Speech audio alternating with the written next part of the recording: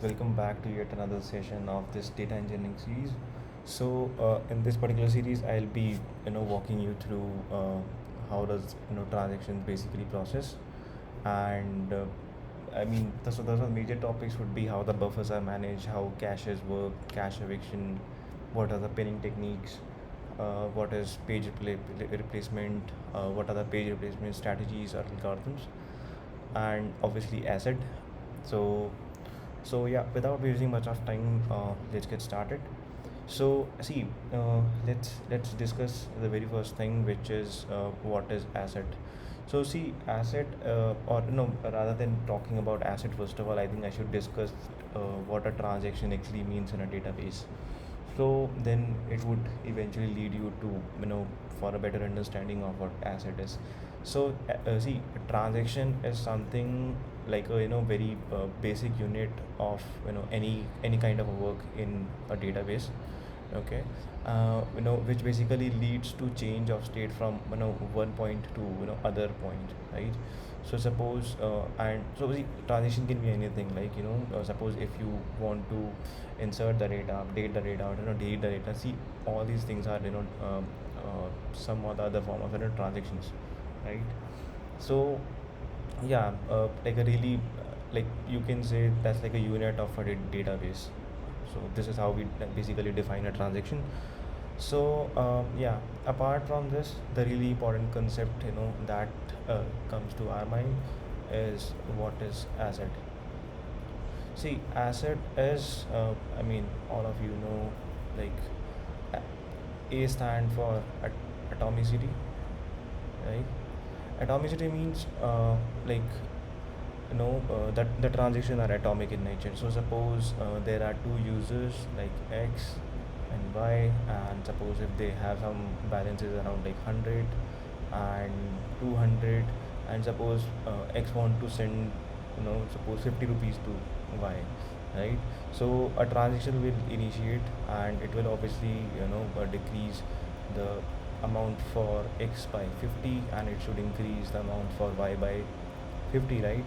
So eventually this whole transaction will lead to X balance as 50. So this is the final balance for X, and the Y balance would be 250, right? So see, this complete thing would be actually called as a single transaction, right? I'll be making it as TXN. TXN means transaction, right? So either the complete transition will happen, or this will not happen at all. Like it cannot be in a partial state. Suppose only this part happens, right? The money got debited, but it never reached the other end, which is buy. So it will not happen. Either the transaction will abort, and or either it should commit means that the changes basically got reflected to the database, right? So this is what atomic transaction means. And consistency is like one second. Yeah, so consistency means suppose you have your table 1, you have your table 2, right? And they are basically joined by using some primary key or foreign key. So like it has some primary key here, it has some foreign key here. And so suppose whatever data you basically have here, it should obviously be related to something here. Like we basically maintain our integrity constant or in referential constants. Referential constant is like primary foreign key relationship should be maintained, right? And the other thing is, uh, suppose if I say this particular table should not have nulls, right? So like no nulls are basically allowed. This is also a kind of consistency check we basically have on our tables. So there are a lot of checks, like I'm just discussing about a couple of them: referential constraints and integrity constraints. So yeah, this is around term. Quickly define how the other two properties, like isolation and durability, is defined in asset. So isolation is something like individual transactions, whatever is happening across the system. So those are considered like they are running independently without any transaction as dependency on any other transaction. So they are like completely independent, and there are two kind of modes which we basically focus on: read uncommitted and read committed, right? Read uncommitted is something like where we basically read all such record which are not still yet committed to the persistent storage, right? So yeah, read uncommitted is like one of them. One second. So right, and read committed is like where we basically read all such records which are already committed to the DBs, right? So any transactions which basically comes from a user to RAM and and then to persistent storage. So the transactions basically persist here in the persistent storage. So this is a volatile memory. The RAM is a volatile memory. This is a like a permanent storage.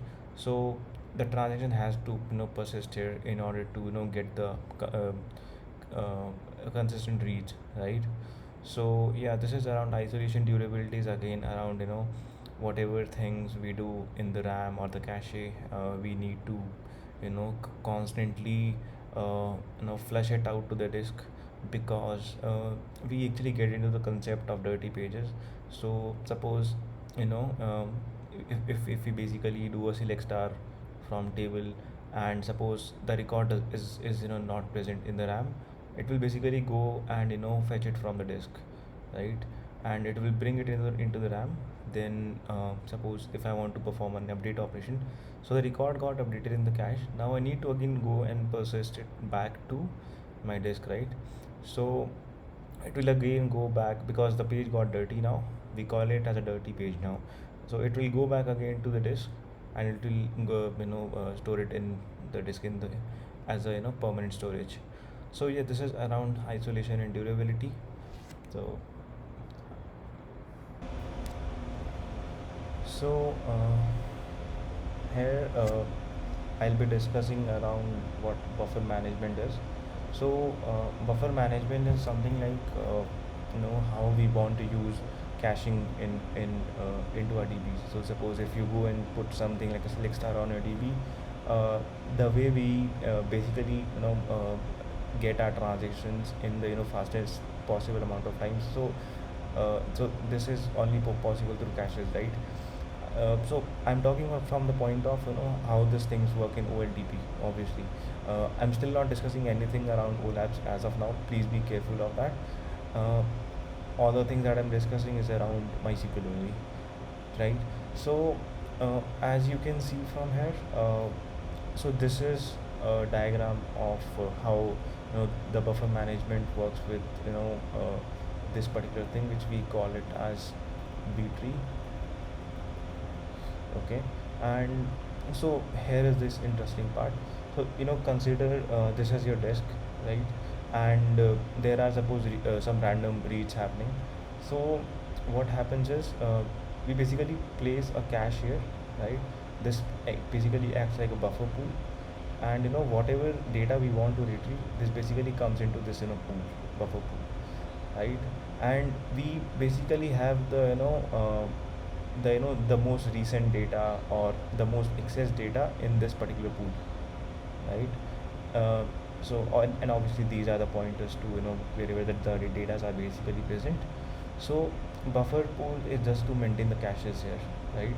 And how so this thing is basically called also called as, this buffer pool is also called as page cache, right?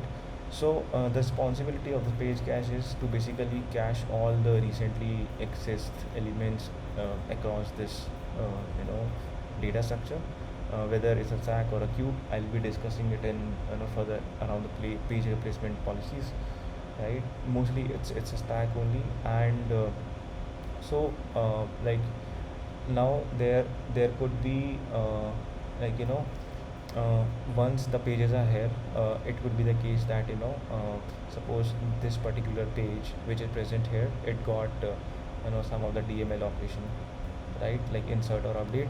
So once the anything happens, so this particular block, uh, would be obviously having some of the updated data, right?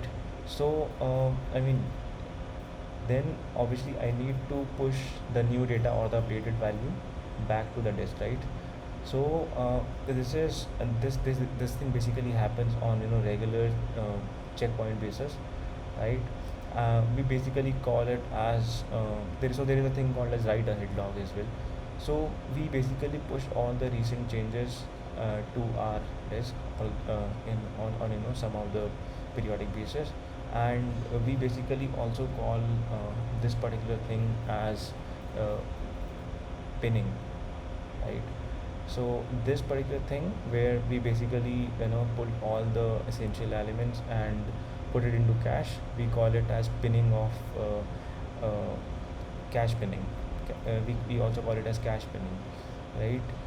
And whatever dirty pages comes in, we basically push it to the persistent storage back. So there should not be any inconsistent reads, right? So suppose uh, any of the query comes again which doesn't satisfy anything between here buffer pool, so it directly goes to the disk.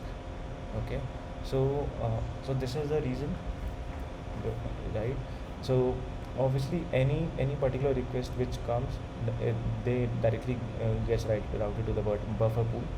So if the data is not there in the buffer pool, then it goes to a disk.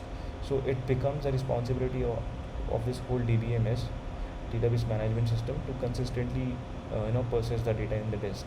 And suppose the data is not persistent in the disk, and suddenly the crash happens. So there is something also called as WAL, which is called write ahead logs. Write ahead log is just something like you basically have your transactions in the form of logs getting appended, in the form of auto increment numbers, right? And so suppose if your transaction fails somewhere here, so your DB, whenever it restart, it basically knows that it basically needs to restart from this point too, right? So we have discussed around pinning, we have discussed around dirty pages, and we have discussed around how caches work whenever we put a select, and how the things are basically persisted back. So the next thing I want to discuss is around page replacement algorithms. I think that I'll be discussing in the next video, which is mostly around this particular architecture. So yeah, that's it for this video. And so basically we have covered asset buffer management, right? And page replacement strategy would be I'll be covering in the next video. Thank you so much. Bye.